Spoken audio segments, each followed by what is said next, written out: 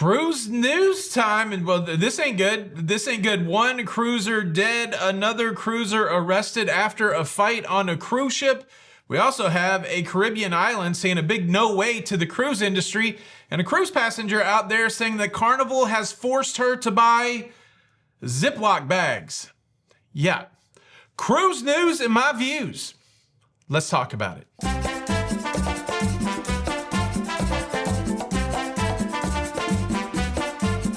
Hey, what's up, everybody? Welcome to La Lido Loca. I am your host, Tony, here to talk you through everything going on in cruising. It's cruise news. It's for your face. It's Monday, the 5th of May.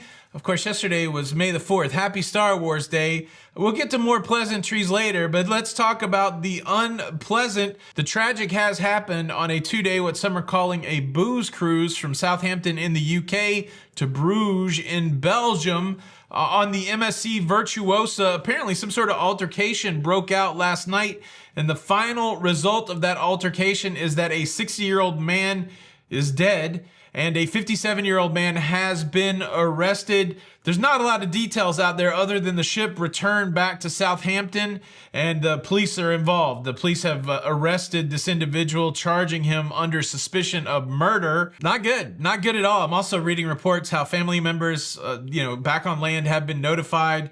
They're there trying to get the person's body off of the cruise ship. It sounds like a nightmare. I'm sure more information will come out as time goes by. But cruise turned tragic there in Southampton. Cruise news story number 2, the cruise industry has suffered a big defeat in Grand Cayman. This has been going on for as long as I've been cruising, and even before. Grand Cayman is one of those ports where you have to tender into port. Cruise ships, they dock off of the coast. They'll use a smaller vessel to take you from the cruise ship to the docking facility there in Grand Cayman, and then that's where you go and explore Grand Cayman. Well, for some time now, the cruise industry and people that are interested in Grand Cayman, they've been wanting to build a new pier. And of course, the final approval for this pier has always been up to a vote of the people in Grand Cayman. Well, they just had another one of those votes, and overwhelmingly 65% to 35% people voted not to build a pier in Grand Cayman, to keep the current tendering system that they have, possibly do some enhancements to that tendering system. Recently, I think it's less than 6 weeks ago, I was in Grand Cayman. We did a tour around the island. We actually had a really great day. I was with my sister. We swam with stingrays, which I never thought I would do, which was totally amazing. But I did get a chance to talk to the tour guide specifically about the desire of people in Grand Cayman to have a pier. And what he told me was that he felt like a lot of people were for it, but the biggest voice against it were the people that ran the tendering service, which makes a lot of sense, because if you bring a pier in, you really don't have need for a tendering service, and that would certainly impact the businesses of those people that run the tender vessels to get you back and forth to Grand Cayman. I don't know. I don't know if this initiative will ever come back up again. I would think that it would, but we've got the island saying we like it the way it is. We like it the way it is. So there you go. Grand Cayman, a great spot, but they are not going to be building a dock anytime soon. Cruise news story number 3. It's an interesting one, but it really only impacts a boatload of people. Boatload. Get it? Did you see yesterday's video? Make sure you check that out. A lot of people are like, man, you got to slow down on the caffeine. Trust me, that rage monster lives in me all the time. I don't really need any stimulants to get it out. It's just a flip of the switch, and there it is. I say boatload because there was some pushback, like, wasn't Princess cruise ships called the Love Boat? Don't they call them the Love Boat? So maybe we can call Princess ships the Love Boat. It's a Princess story. That's what I'm trying to tell you. Princess cruisers got notified, people that are cruising on the Sky Princess on December the 28th, 2025, that their entire cruise, except where it starts and ends, has been changed. This is a cruise that leaves from Port Canaveral in Florida. It returns to Port Canaveral. Originally, this cruise was supposed to go to Cozumel, Costa Maya, Belize, and Roatan, so dramatic, Roatan in Honduras.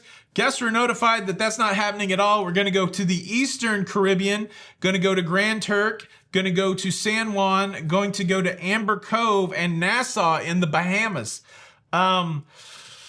I don't know. Does that Western itinerary sound better than the Eastern itinerary? But wait, before you decide, there is some compensation coming to these people. Princess has decided to give all passengers a $25 onboard credit for the switching of the itinerary. Now, certainly, according to the cruise contract, they don't have to give them anything. Zero, zilch, you get nothing. But they are graciously giving them $25 in onboard credit. I don't know. What do you think about this? I'm sure you're not impacted. Again, only a few thousand people are going to be impacted by this. But would you be bummed out if you woke up to an email that your whole Western Caribbean cruise has now been switched to the Eastern Caribbean? And I know some people are going to get on the chip because Nassau is one of the switched out ports. But what do you think? Is it much ado about nothing, or would you be PO'd? Would you be PO'd? Leave a comment below. Cruise news story number 4, Carnival Cruise Line is shutting down their current Miami headquarters. This place has been there for a while, but they're moving to a brand new complex, 600 to 700,000 square feet. That's a complex. And what they're gonna do is a North American consolidation, which is pretty interesting. I kind of actually like this play. If you've ever bebopped around all these different cruise ports, you might see an office for Carnival. You might see an office for Princess. You might see an office for Holland America. And if you didn't know, those 3 cruise lines particularly are owned by one parent company, Carnival Corporation. And so now in 2028, they're going to be able to take all of those people from all those different locations and consolidate them into one main campus. They're also going to have a place that they can develop their shows and have entertainment rehearsals. It's an interesting idea. It's still going to be there in South Miami. They're going to continue to pour into the South Miami community, but they're also going to be bringing more people into the South Miami community, bringing new jobs to South Miami. And it's an interesting play, right? A lot of times we hear about cruise companies spending money on refurbishments of cruise ships, building out new cruise ships, developing things like Celebration Key. But this move speaks to something interesting that we're seeing, 3.5, 4 years past the shutdown. There was such a move even before the shutdown to let go of real estate. I was working in Charlotte in the banking industry, and I saw these big corporations start to let go of the buildings that they owned and really started letting people work from home. And then, of course, the shutdown happened and everybody had to work from home. Then the shutdown ended and a lot of people still wanted to work from home. And for a time, corporations were kind of cool with that. But it does seem like there is a shift to start bringing people back together. It's a great question. Does the magic happen when people are in proximity to each other? Or really can the good things happen from a creative and innovative space? Can that really happen via Zoom call? Or can that happen, just through a computer screen? It seems like some of these corporations, maybe Carnival, one of them, are saying, no, it's better if we get the people back together. I do like the idea of letting go of all these little buildings here and there and coming into one big campus. I think that makes more sense from a money investment and that kind of thing. And then you're going to get the synergies of having everybody together. And look, not that they asked me, but I'll be completely fine with it as long as they have a cool entrance like they did in Miami with the big whale tail. How cool is that? But yeah, there you go. Carnival making moves when it comes to the people. The people. All right, we got to move into this next story about a cruise passenger who is saying that Carnival is forcing her to buy Ziploc bags. But before we do that, let's take a break. Get up. Let's take a dance break. Get up.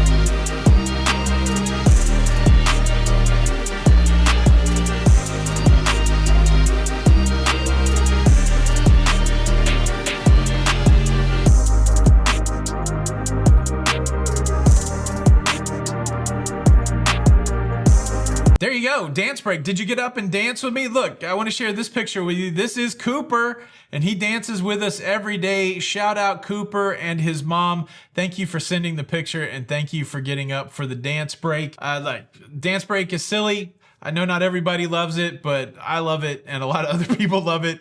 And yeah, I'm going to keep doing it. So there you go. And I guess while we have a second, let me clear something else up. Somebody asked me the other day why there's a lock on this door here. It's pretty simple. There's locks on the doors here because I don't want people to steal my stuff. I'm in an office building. This isn't my house.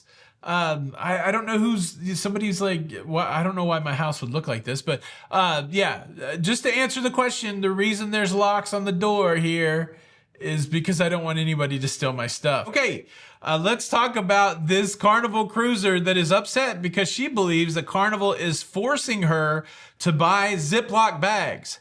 And you may be scratching your head like, why? How is Carnival forcing someone to buy Ziploc bags? Well, she's making the observation that there was a time when Carnival would provide breakfast cereal to you in the little boxes. And I tell you what, as a kid, anytime we got the little boxes of cereal opposed to the big box of cereal where I could eat Fruit Loops, Apple Jacks, and Corn Flakes all in the same day, I was happy as a pig in poo. And certainly that was an experience that I've had on cruise ships before where you're like, wow, I could get Cinnamon Toast Crunch and Sugar Smacks all in the same meal. Yeah, that's the best, but they don't do it like that on Carnival anymore. They put the cereal in dispensers, kind of like at one of those overnight hotels where the breakfast is included, you know, and you question your life when you're trying to make a waffle there. But you know, one of those cereal dispensers where you twist it and you bop it and where you twist it and the cereal comes out into your little styrofoam bowl. But the problem is that whole setup does not lend itself to portability. And certainly, Carnival doesn't want you to grab the whole cereal dispenser and take it with you. But what about people that want snacks during the day? Snacks for their kids, snacks for their significant other, snacks for strangers, snacks to take off of the cruise ship. This is the problem of the person that is complaining. They're saying that since you've made the cereal dispenser non-portable, now I am forced to spend $10 on Ziploc bags so that I can take snacks with me past breakfast. Yep. Somebody wrote that in. Somebody wrote that in. Now, I don't know how you guys feel about portable snacks on cruise ships, but there's two things that are true here. There's food on cruise ships all the time. So the fact that you're trying to squirrel some stuff away like winter's coming seems a little bizarre to me. And number two, you should not be trying to gather snacks to take with you off the cruise ship. In a lot of places, that's certainly illegal. Try this. Don't try this. Don't do this. When you fly into Australia, they have people down in the luggage area trying to figure out whether you're bringing food in. And if they figure out that you have food, they're going to fine you thousands of dollars. Countries do not want you to bring food into their country. So if it's in your mind that you want to squirrel away some snack food to take with you on your port day in Cozumel, don't do that. Don't do that. You're going to get yourself in trouble. But look, Carnival said, look, we don't do that anymore. We don't do the boxes. It's more efficient to have the big dispenser. Please don't take the food like that. I don't know.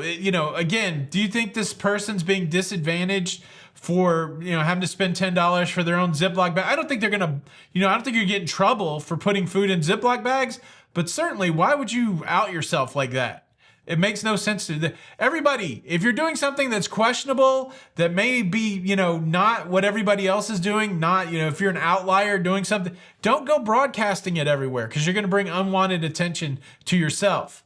Or maybe you want attention, Ziploc bag lady. I don't know. Here's the big question. If your cruise itinerary got completely switched up, what cruise port would you not want to be on your itinerary? I've left some multiple choices in the first pinned comment. It's the best way to participate in the show. Did you see the video about 10 cruisers that I feel like should be immediately banned? Make sure you watch that next. Subscribe for more. All the cool kids are doing it. Tony for La Lido Loca. And until the next time, we'll see you on the Lido. Bye.